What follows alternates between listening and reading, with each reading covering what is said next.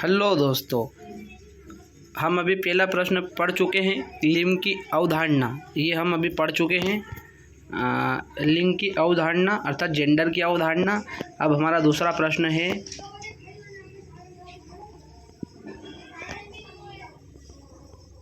लिंग की पहचान क्या है या लिंग पहचान के निर्माण में समाज की क्या भूमिका है। ठीक है, तो हम हमारे उत्तर पे आते हैं। पहले हम प्रस्तावना पढ़ेंगे। ठीक है, लिंग जेंडर केवल शारीरिक विशेषता या जन्म से तय नहीं होता, ठीक है, बल्कि यह व्यक्ति की आत्म चेतना, मतलब कि व्यक्ति के अंदर की आत्म चेतना, सामाजिक अनुभवों और सांस्कृतिक अपेक्षाओं से गहराई से जुड़ा होता है।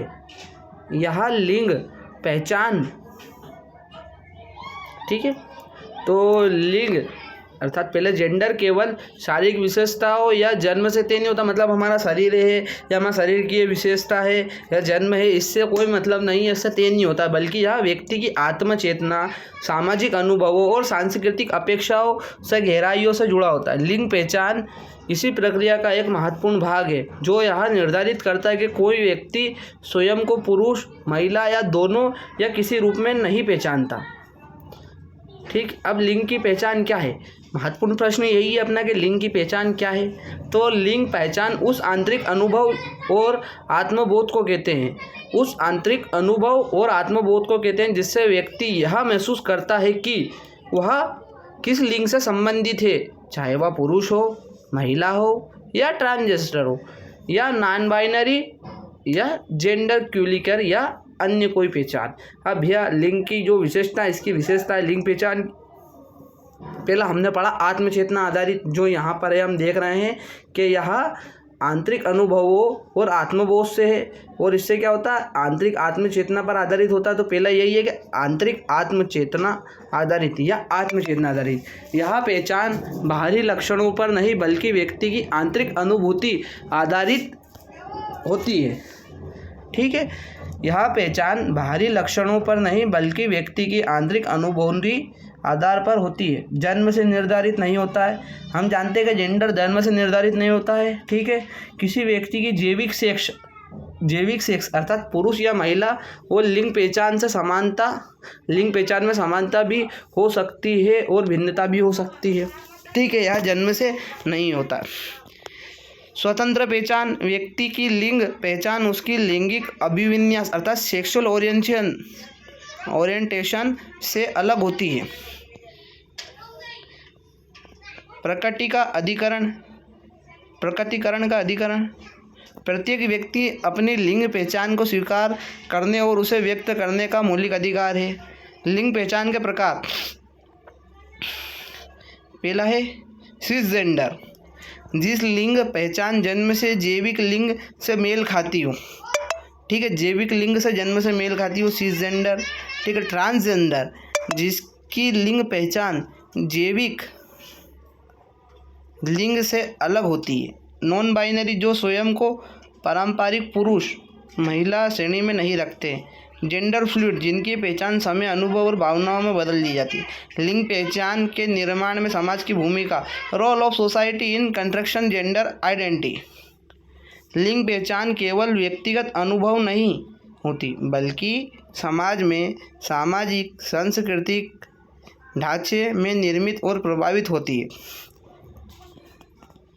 समाज शुरुआत से ही यह तय करता है कि पुरुष और महिला से क्या अपेक्षाएं और किस तरह उन्हें व्यवहार करना है। जैसे सामाजिकरण की प्रक्रिया, बचपन में खिलौने का चयन, लड़कियों को गुड़ियों और लड़कों को कार। ठीक है, यहाँ हम सामाजिकरण बचपन से सिखाते हैं कि लड़कियों को गुड्डियाँ पसंद रहती है और लड़कों को कार। ठीक है, रंगों की पसंद में देखते हैं तो लड़कियों का फेवरेट कलर क्या रहता है, सभी को बताएंगे गुलाबी, और लड़कों का नीला या लाल। ठीक है, तो यही गुलाबी स्त्री तत्व और नीला पुरुषत्व है। ठीक है, परवरिश, भाषा और पहनावे पर सामाजिक निर्देश होते हैं। ठीक है, परवरिश होती है, भाषा होती है, पहनावे, लड़के का कपड़ा अलग, लड़के का अलग, भाषा बोलने का होती है और होता है, इस प्रकार से परवरिश। परिवार की भूमिका, अब परिवार क्या करता है, पारंपरिक सोच जैसे लड़के रोते नहीं। ठीक है, परिवार की यह भूमिका है कि पारंपरिक सोच में है कि लड़के रोते नहीं, लड़कियों को शालीन होना चाहिए, मतलब शालीन मतलब शांत, जिसे कथन बच्चों की लिंग पहचान को प्रभावित करते हैं। शिक्षा प्रणाली, पाठ्य पुस्तकों में पुरुषों को कार्यशील और महिलाओं को घरेलू भूमिका में दिखाना। हम कोई भी पाठ पढ़ते हैं तो बोलते हैं कि भैया वो महिला तो घरेलू कामकाजी और पुरुष कार्यशील व्यक्ति है। इसी प्रकार सहशिक्षा की कमी और अलग व्यवहार। धर्म और सांस्कृतिक, धार्मिक ग्रंथों और रीति रिवाजों के माध्यम से स्त्री पुरुष व्यवहार की छवि निर्मित करना, अर्थात धार्मिक ग्रंथों और रीति रिवाजों के माध्यम से सही स्त्री और पुरुष के व्यवहार की छवि को निर्मित करना। मीडिया और सिनेमा, स्टीरियोटाइप, पूर्व ग्रहणों, छवियों, मर्दानगी और आक्रामकता और स्त्रीत्व को सभ्यता से जोड़ना।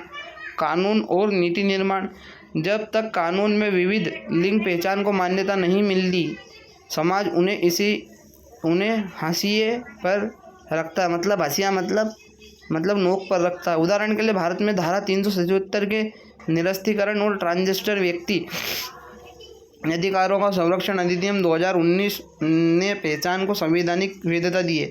सुना होगा 377 की घटना, तो भारत में धारा 377 निरस्तीकरण और ट्रांसजेंडर व्यक्ति है। 377 जो धारा है ट्रांसजेंडर के लिए थी, जिसका अभी संरक्षण हटा दिया गया है। अधिनियम 2019 की पहचान से संवैधानिक वैधता दी गई है, 2019 में इसे हटा दिया गया है।